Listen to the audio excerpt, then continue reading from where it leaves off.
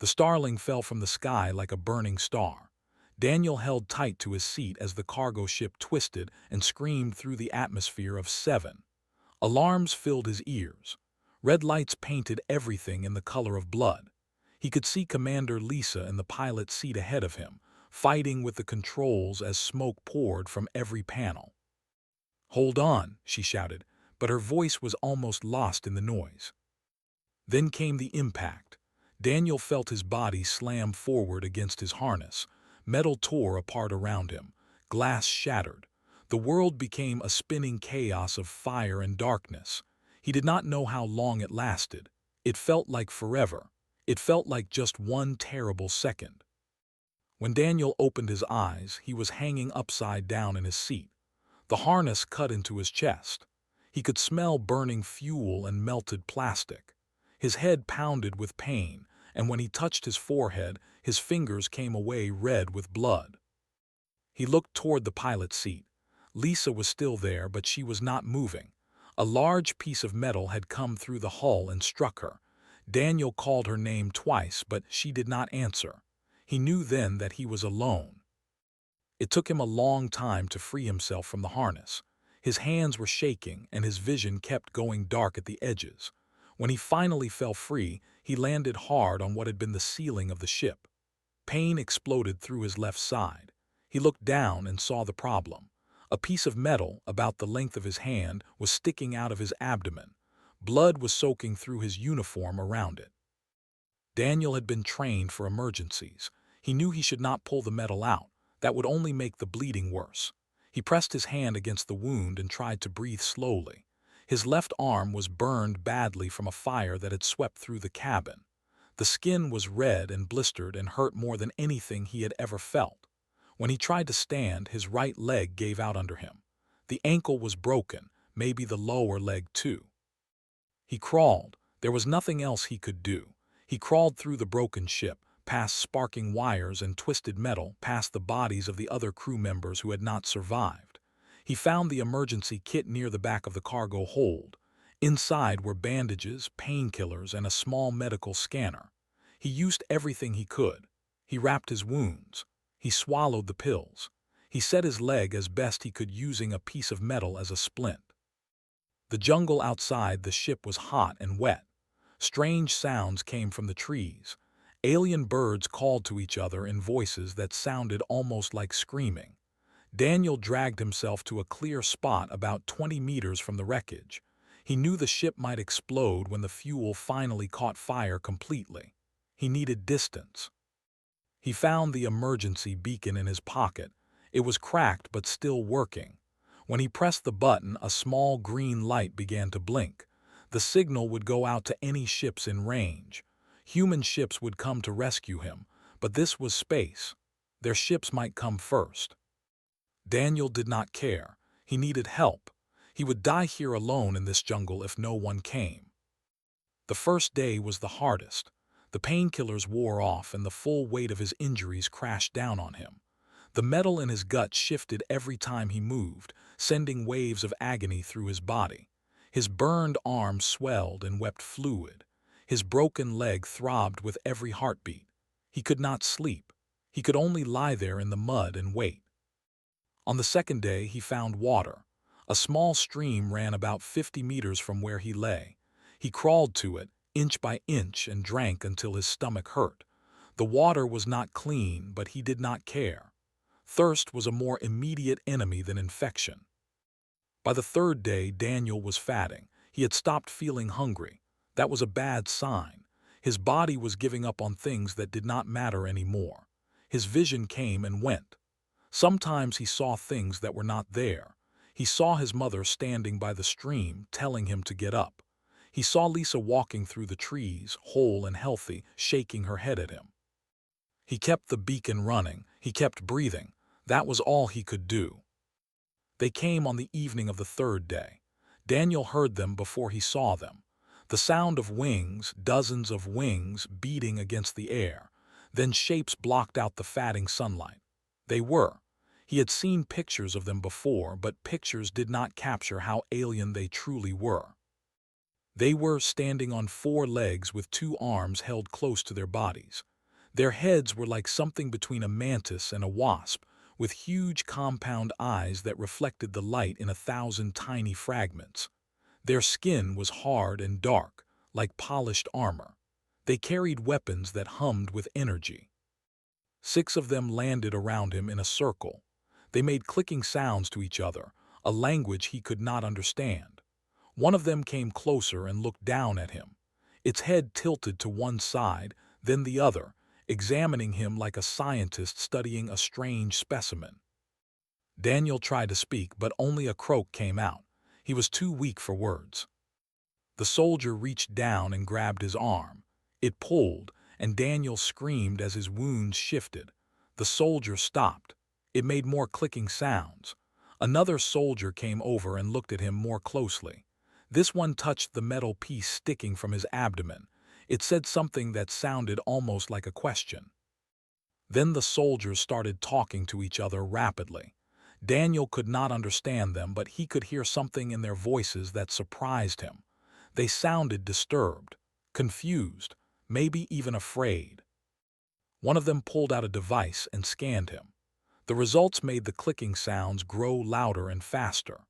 The soldier with the scanner looked at Daniel with its huge compound eyes, and even though the alien face could not make human expressions, Daniel somehow knew what it was thinking. This creature should be dead. They picked him up, not gently but not roughly either. They carried him to a larger ship that had landed in a clearing nearby. The inside was dark and smelled strange, like metal and honey, and something he could not name. They placed him on a hard surface and secured him with straps. The ship lifted off. Through a small window, Daniel watched the jungle moon fall away below him. He did not know where they were taking him. He did not know if he would survive the journey, but he was still alive. Against all odds, against all reason, he was still alive. The ship flew toward a massive structure in orbit. It looked like a mountain turned inside out, covered with lights and docking ports and moving shapes. The Hive Citadel, the heart of power in this sector. Daniel closed his eyes. He had no strength left to be afraid. Whatever came next, he would face it. He had no other choice. The ship docked, and the soldiers carried him out into corridors that curved and twisted like the inside of a living thing. They brought him to a vast chamber filled with strange light. At the far end, sitting on an elevated platform, was the largest he had ever seen. The Queen. She rose from her throne and began to descend toward him, her compound eyes fixed on his broken body. He left a trail of blood on the floor as they dragged him closer. The Queen reached the bottom of the steps and walked toward him with slow, deliberate grace. She knelt down. Her face came close to his. She examined the metal in his gut, the burned flesh of his arm, the twisted angle of his leg. She was silent for a long moment. Then she spoke, and her voice was like wind through dry leaves. "Impossible. How did you endure this, human?" Daniel looked up at her with eyes that could barely focus. He tried to smile, though it probably looked more like a grimace. "We are hard to kill," he whispered. And then the darkness took him. Daniel woke to pain. That was good. Pain meant he was still alive. He opened his eyes slowly and found himself in a room unlike anything he had ever seen. The walls curved in smooth arcs, covered with a substance that looked like amber mixed with metal. Soft light came from panels that pulsed gently, almost like breathing.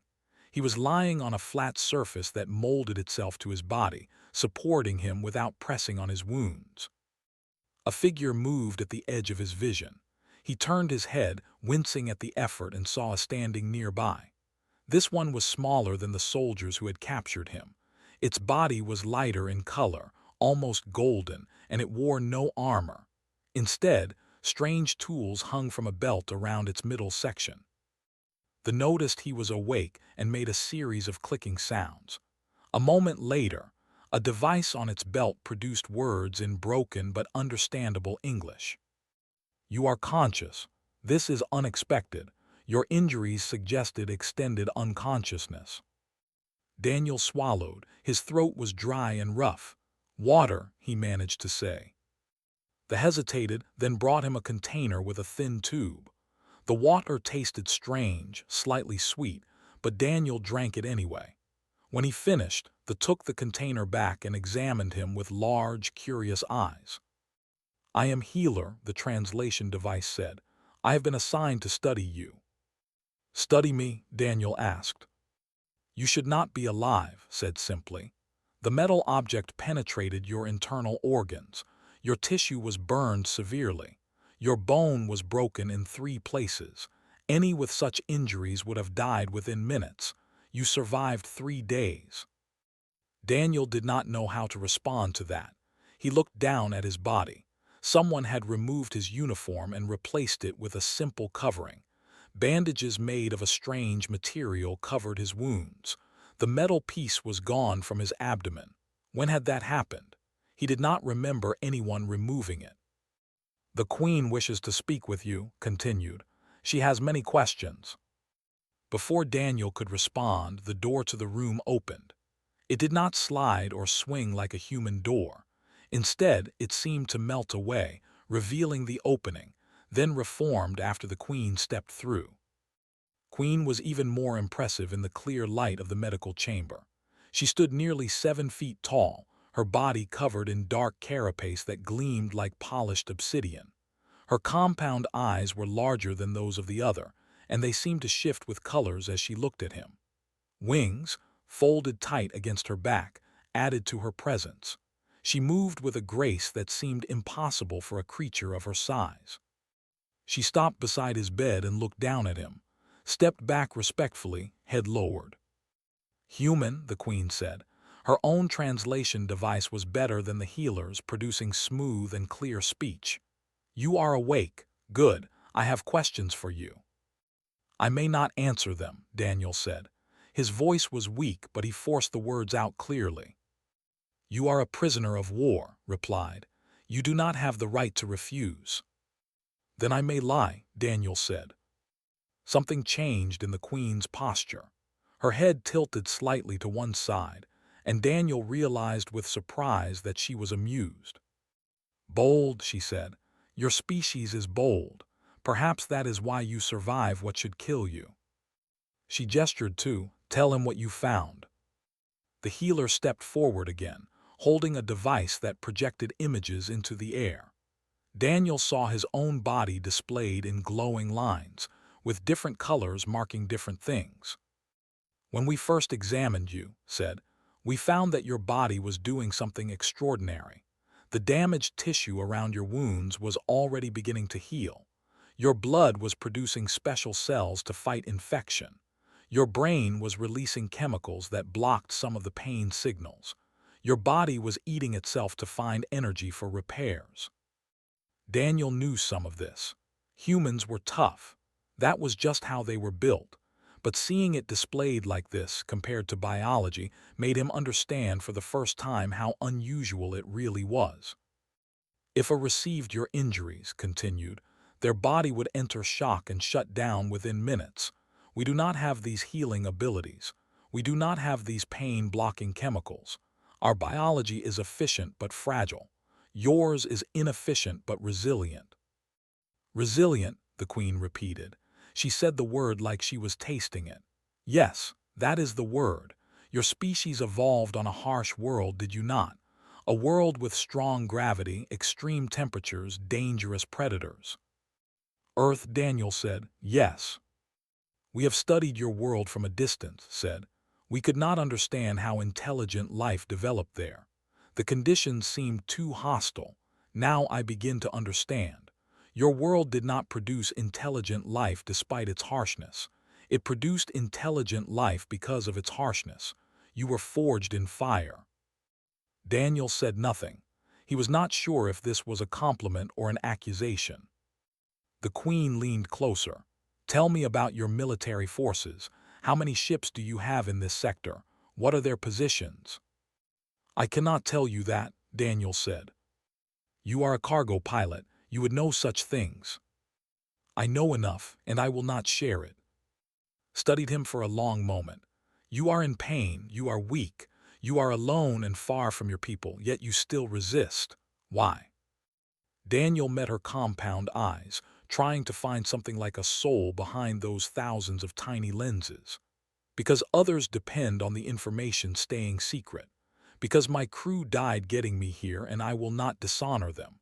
Because I am human and we do not give up. The queen was silent. Then she straightened and turned to the healer. Continue treating him. Use whatever resources you need. I want him healthy. Seemed surprised. Healthy. My queen, I assumed we would extract information and then dispose of him. Your assumption was wrong, said. This human is valuable, not for what he knows about military positions, but for what he represents. His species is more interesting than we believed. I want to understand them better.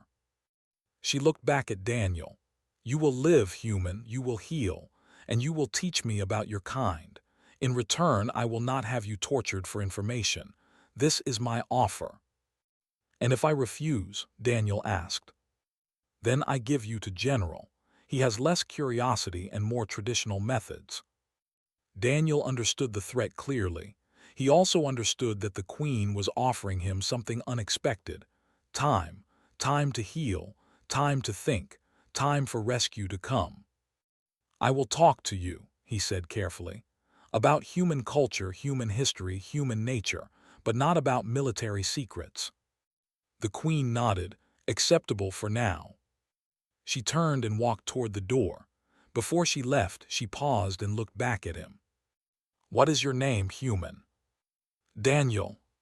Daniel, she repeated. You have impressed me, Daniel. That is not easy to do. Then she was gone, and the door reformed behind her like it had never been open. Approached Daniel's bed again and began checking his bandages. You are either very brave or very foolish, the healer said. Maybe both, Daniel admitted. The Queen does not offer mercy often. You should not waste this chance. Daniel closed his eyes. His body ached. His wounds throbbed. But he was alive and he had bought himself time. That was enough for now. Outside the medical chamber, beyond the walls of the Hive Citadel, human ships were already on their way. He just had to survive long enough for them to arrive. He just had to endure. And if there was one thing humans were good at, it was enduring. The days ahead would be difficult. He would have to balance honesty with secrecy, build trust without betraying his people. He would have to learn about them while teaching them about humanity. It was a dangerous game. But Daniel was still breathing, still fighting, still alive. And that meant the game was still being played. 2 weeks passed in the Hive Citadel. Daniel's body healed faster than any had expected.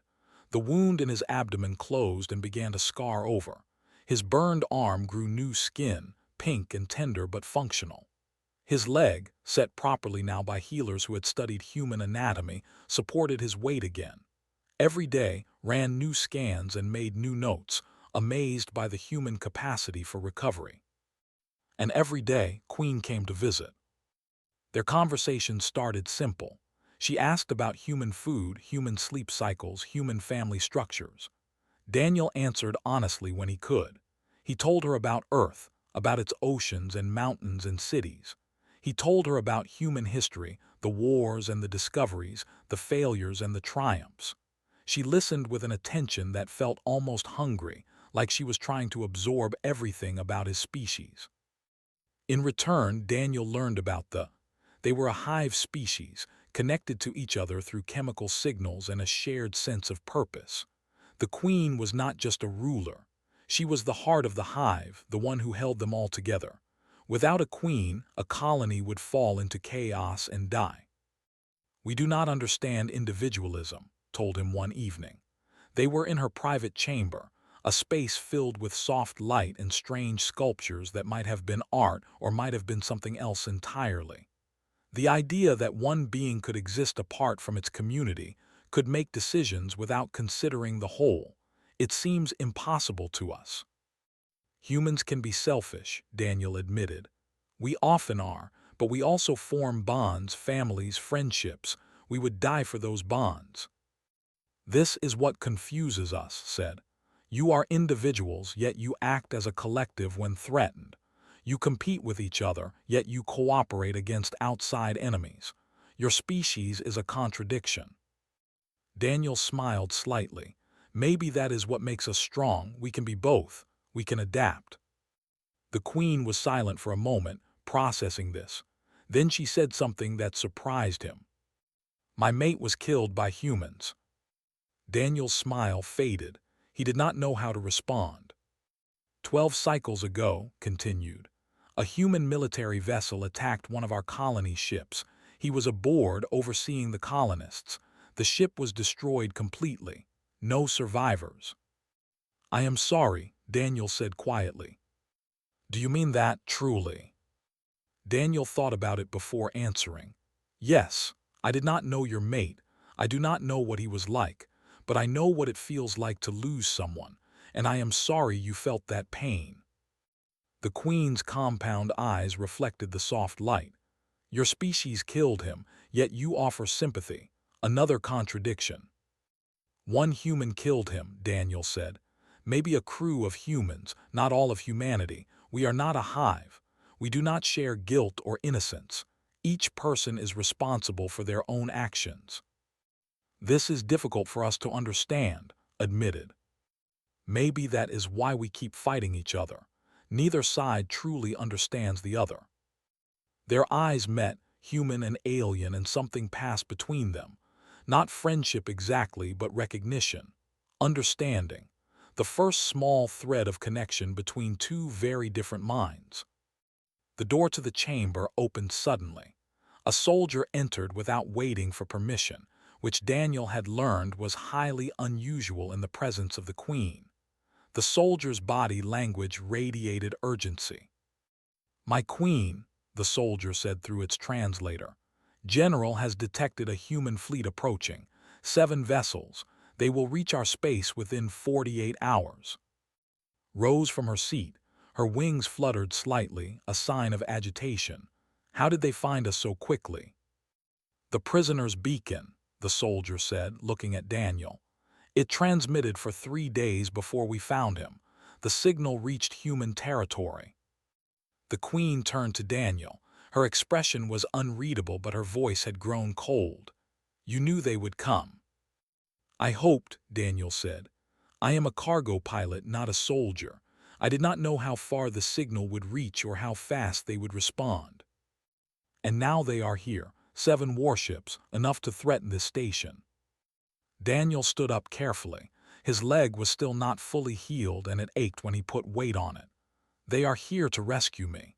If you let me go, they will leave. You believe that? I believe they will try to avoid unnecessary conflict. We have been at war too long. Both sides are tired. General entered the chamber then. He was larger than most soldiers, his carapace from old battles. His compound eyes fixed on Daniel with obvious hatred. My queen said, we should use the human as a hostage. His people will not attack if we threaten to kill him. Or they will attack harder to punish us for threatening one of their own, replied. Humans are emotional creatures. They do not always act rationally when their people are in danger. Then we should kill him now and prepare for battle. Daniel felt his heart rate increase, but he kept his voice calm. There is another option. Both turned to look at him, made a sound of disgust. The queen raised one hand, silencing the general. Speak, she said. Let me contact the fleet, Daniel said. Let me ask them to delay their attack. Give us time to negotiate. Negotiate, stepped toward him aggressively. Negotiate what? Peace, Daniel said, or at least a ceasefire. Queen, you said your people are tired of war. Mine are too. Maybe this is a chance to find another way. You are a prisoner, snapped. You do not make policy. No, Daniel agreed. But I can speak for humans in a way that no can. I can tell them that you are willing to talk. I can be a bridge between our peoples. Turn to the queen. This is foolish. He will betray us the moment he has the chance. Study Daniel for a long moment, will you? Daniel met her gaze directly. I will not lie to you. If I contact my fleet, my first loyalty is to them. But I believe peace is possible. I believe it is worth trying. And I believe you are smart enough to see that this war will destroy us both eventually. The Queen was silent. The moment stretched out, heavy with tension, waited for her answer, his posture radiating impatience and anger. Finally spoke. Give him access to communications. Let him contact his fleet. My queen protested. That is my decision, General. You may disagree, but you will obey. Went still. Something dangerous flickered in his compound eyes, but he lowered his head in submission. As you command. He turned and left the chamber. Daniel watched him go and felt a chill run down his spine. Was not done. Whatever happened next, the general would try to interfere. Thank you, Daniel said to the Queen. Do not thank me yet, replied. You have 2 days to convince your people to delay their attack. If you fail, I will have no choice but to let have his war. I understand. And Daniel, the Queen stepped closer, lowering her voice. I have taken a great risk trusting you. If you betray me, I will not be able to protect you from the consequences. Daniel nodded slowly. I know. He was escorted to a communications center by guards who watched his every move. He sat down at a console that had been modified for human hands and prepared to send the most important message of his life. 48 hours. That was all the time he had to prevent a war. He began to type. The message went out across the void of space, carrying Daniel's words to the approaching human fleet. He had written carefully, choosing each word with care. He explained his situation, described the Queen's willingness to negotiate, and asked for time. Just a little time. The response came 4 hours later. This is Captain Maria Santos of the Rescue Fleet. We have received your message. We are skeptical but willing to listen. You have 48 hours. If we do not see progress toward your release and a genuine peace agreement, we will begin offensive operations. Do not disappoint us. Daniel let out a breath he had not realized he was holding. 48 hours. It was not much, but it was something. Queen was pleased when he showed her the response. She called a meeting of her council to begin drafting terms for a ceasefire. Daniel was allowed to attend, sitting in a corner of the council chamber while the leaders debated. General was there, silent and watchful. He said little during the discussions, but Daniel could feel the general's eyes on him constantly. There was something calculating in that gaze, something patient and dangerous. The negotiations moved slowly. The council members argued about territory, about trade routes, about the fate of colonies that had been captured by both sides. Daniel offered suggestions when asked but mostly listened. He was learning about politics, about the tensions and alliances within their hive structure. It was more complicated than he had expected. During a break in the discussions, walked with Daniel through the corridors of the citadel. Her guards followed at a distance, giving them the illusion of privacy. You lost people in this war, she said. It was not a question. Yes, friends, fellow pilots, good people who did not deserve to die. As did we. His voice was heavy.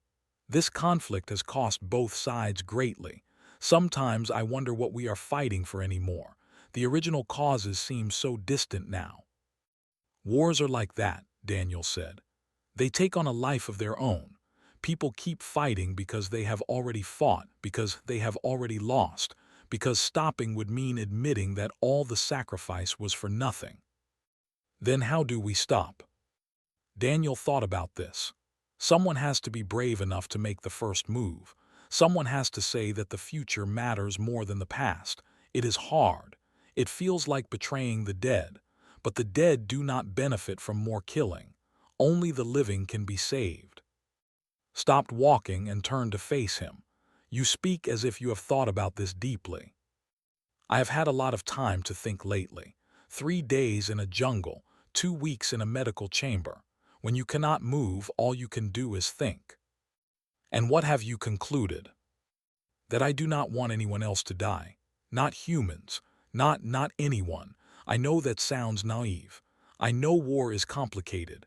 But at the most basic level, I just want the killing to stop. The Queen studied him for a long moment. You are an unusual human, Daniel. Maybe, or maybe most humans feel this way and just do not have the chance to say it. They returned to the council chamber and continued the negotiations. By the end of the first day, they had agreed on a framework for a ceasefire. Both sides would pull back to established borders. Prisoners would be exchanged. Trade talks would begin within 6 months. It was not peace, not yet, but it was a start. Daniel was exhausted when he returned to his medical chamber that night. His wounds were healing, but his body still needed rest. He lay on the bed and closed his eyes, hoping for sleep. He was woken by the sound of the door opening. Entered, moving quickly and quietly. The healer's body language was agitated, almost frightened. "You must wake up," said. "Something has happened." "What?" Daniel sat up, ignoring the pain in his side. General went to the council. He presented evidence that your cargo ship was carrying weapons, not medical supplies. He says you were running guns to rebel forces in space. Daniel's blood went cold. That is not true. We were carrying medical equipment, nothing else. The Queen believes him. She has ordered your arrest. Guards are coming. Daniel swung his legs off the bed.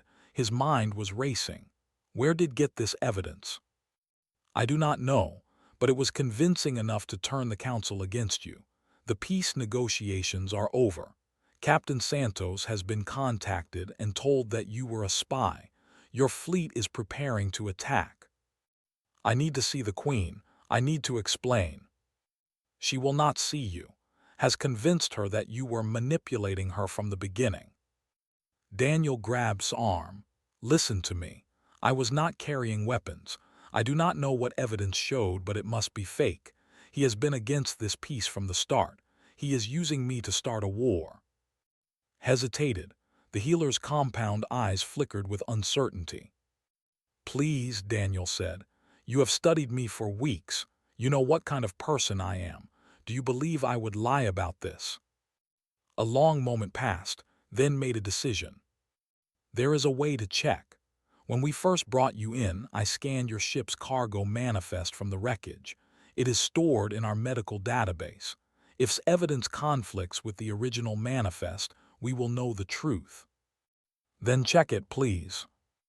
Moved to a console and began working. Daniel watched anxiously, listening for the sound of guards approaching. Every second felt like an hour. Here, said finally, the original manifest, medical supplies, surgical equipment, pharmaceuticals, no weapons. And's evidence. Pulled up another file. His evidence shows weapons, ammunition, explosives, but look at the data signature. It has been altered. The original timestamp was changed. He fabricated it. Yes, the evidence is fake. Daniel felt a wave of relief, but it was quickly replaced by urgency. We have to tell the Queen. The door burst open. 4 soldiers rushed in, weapons raised. Behind them stood General, his compound eyes gleaming with triumph. The human is to be taken to detention, said, by order of the Queen. General stepped forward. I have discovered evidence of data manipulation. The cargo manifest has been. The healer is confused, said smoothly. Clearly the human has manipulated him somehow. Take them both. Wait, Daniel said. Think about what you are doing. If you start this war, millions will die, and human both. Is that what you want? Stepped closer to Daniel. What I want is victory. What I want is to see your species driven back to whatever death world you crawled out of. You are vermin, dangerous vermin who must be exterminated. The Queen does not agree with you. The Queen is weak, too interested in understanding enemies instead of destroying them. But she will learn. After your people attack and are defeated, she will see that I was right all along. Daniel understood then. Did not just want war. He wanted to prove himself right. He wanted to show that his way, the way of violence and hatred, was the only way. The soldiers grabbed Daniel roughly. His wounds screamed in protest, and he felt something tear in his abdomen. Fresh blood soaked through his bandages. "Take them to separate cells," commanded. "We will deal with them after the battle." As they dragged him away, Daniel's mind worked frantically. The ceasefire was collapsing. The fleet was preparing to attack, and he was locked in a cell with no way to stop what was coming. He had less than 24 hours to escape, expose treachery, and save two species from a war that neither of them would survive. His wounds had reopened. He was weak from blood loss. The odds were against him. But Daniel was human, and humans did not give up. Not ever. The cell was small and dark. Daniel sat against the wall, pressing his hand against his reopened wound. Blood seeped between his fingers, warm and steady. He knew he did not have much time. If the bleeding did not stop, he would pass out. And if he passed out, everything was over. He tore a strip from his clothing and wrapped it tight around his midsection. It was not proper medical care, but it would slow the bleeding. He just needed to stay conscious. He just needed a chance. The chance came 3 hours later. The cell door opened and slipped inside. The healer moved quickly, carrying a bag of supplies. "We must be fast. The guards will notice I am gone." "How did you get out?" Daniel asked. "I convinced them I needed to check on another patient. They are distracted preparing for battle. No one is watching the medical wing closely." Knelt beside Daniel and began treating his wound. Fresh bandages, pain medication, something that made the bleeding slow and then stop. Daniel felt strength returning to his body, not much but enough. "Thank you," he said. "You did not have to do this." "I am a healer," replied. "I swore an oath to preserve life. If war happens, millions will die. I cannot prevent that directly, but I can help you try." "Do you have a plan?" "I can get you out of this cell and guide you toward the council chamber. Beyond that, you are on your own." Daniel nodded. It would have to be enough. They moved through the corridors of the Hive Citadel, leading the way. The station was buzzing with activity. Soldiers moved in formation toward the docking bays.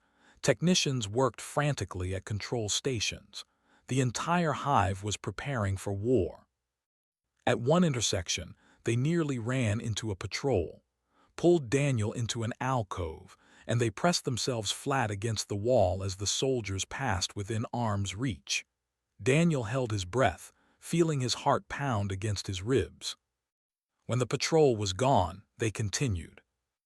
The council chamber was guarded by 2 soldiers, approached them calmly and spoke in the language, clicking and buzzing in a tone of authority. Daniel could not understand the words, but he saw the soldiers hesitate. Then one of them stepped aside. "Go," said to Daniel. "I told them you have urgent medical information for the Queen." "What about you?" "I will stay here. If things go badly, I can claim I was manipulated by you. It might save my life." Daniel gripped the healer's arm briefly. "Thank you. Whatever happens, thank you." He pushed through the doors into the council chamber. Inside, chaos reigned. Council members were arguing loudly, their translators creating a cacophony of overlapping voices. Generals stood at the center of the room, displaying tactical maps on floating screens. And at the head of the chamber, sitting on her elevated platform, Queen watched with an expression that might have been anger or might have been despair. She saw Daniel the moment he entered. Her compound eyes widened with surprise. "How did you escape?" she demanded. "That does not matter," Daniel said, walking forward despite the pain in his side. "What matters is that General lied to you." Spun around. "Guards, remove this prisoner." "Wait," Daniel raised his voice, commanding attention. "I have proof. The cargo manifest showed you was altered. The original manifest, the one healer retrieved from my ship's wreckage, shows only medical supplies. No weapons, no ammunition, nothing." "He is lying," said quickly. The human will say anything to save himself. Then explain this. Daniel pulled a small device from his pocket, had given it to him, loaded with the evidence. He activated it, and the comparison appeared in the air for everyone to see. The original manifest besides version. The data signatures clearly different. The timestamp manipulation obvious to anyone who looked closely. The council chamber fell silent. Rose from her throne and descended the steps slowly. She walked past without looking at him and approached the floating display. She studied it for a long moment, her compound eyes scanning the data. "This is true?" she asked quietly. "Yes, my queen," Daniel said. "Fabricated the evidence because he wants this war. He said it himself when he arrested me. He believes humans are vermin who must be exterminated. He was never interested in peace." Turned to face. The general stood rigid, but Daniel could see the first cracks in his composure. The queen said, "Explain this." "The data has been manipulated by the human. He is clever. He found a way to alter our records." From a prison cell, with no access to our systems, stepped closer to the general. "You underestimate my intelligence. You have always underestimated me. My queen, I have served you faithfully for decades. I have led your armies to victory.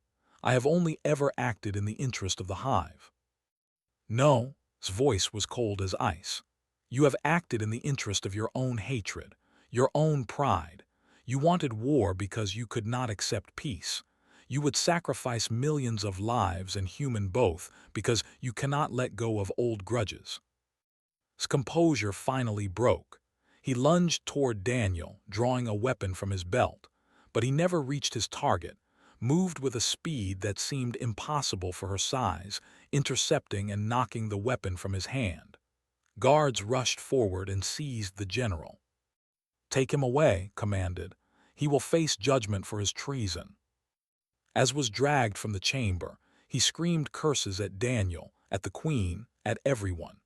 His compound eyes burned with hatred even as the doors closed behind him.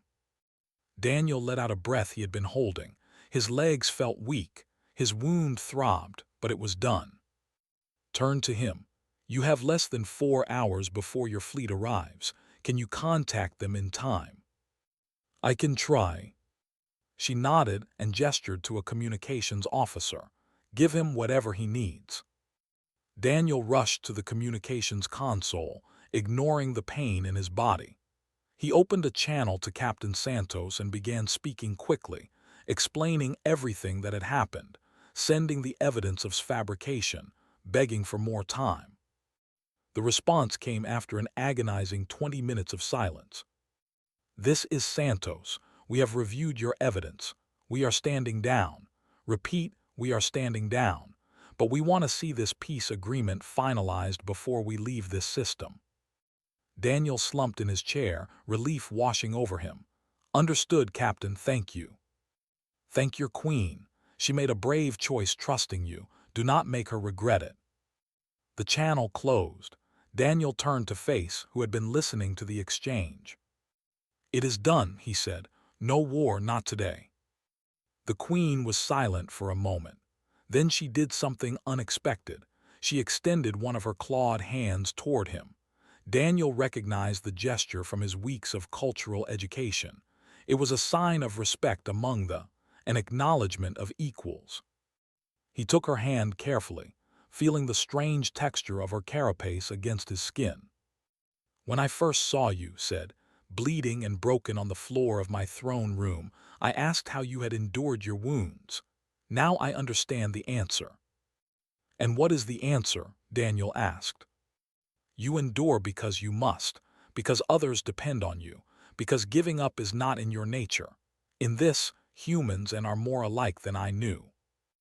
Over the following months, Daniel stayed on the Hive Citadel as humanity's first ambassador to the peace agreement was finalized. Trade routes were established. Prisoners were exchanged.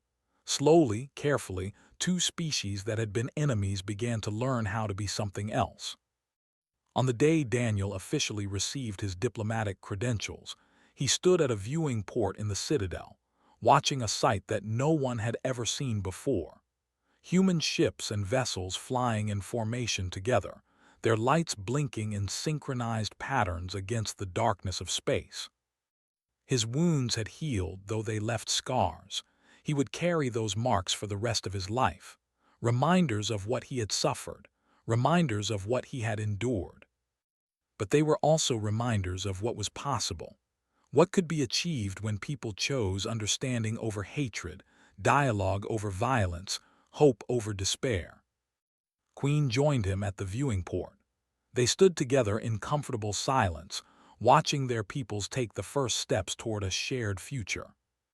"Do you think it will last?" she asked finally. Daniel considered the question. "I do not know. Peace is harder than war. It requires constant effort, constant care. There will be problems, there will be setbacks. There will be people on both sides who want to go back to the old ways. Then why try?" Daniel smiled.